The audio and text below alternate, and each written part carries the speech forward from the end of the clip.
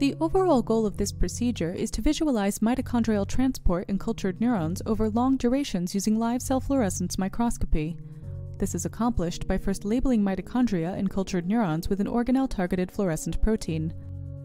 The second step of the procedure is to acquire images of mitochondrial transport under control conditions.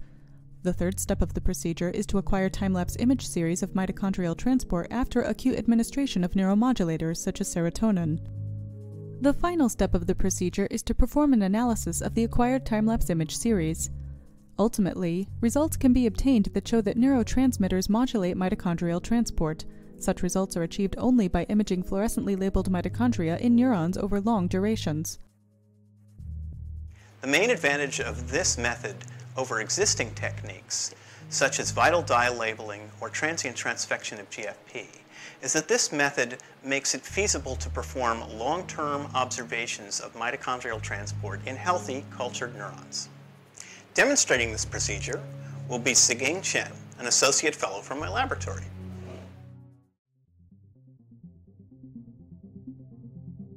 In order to provide a stably heated and humidified environment, the stage-top incubator is connected to a standard tissue culture incubator via a closed circuit.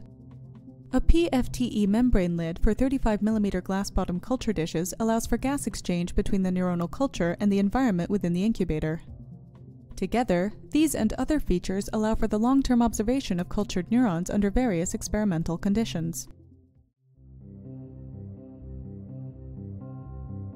Transfer the culture dish containing cultured hippocampal neurons expressing the mitoturbo-red protein to a tissue culture hood.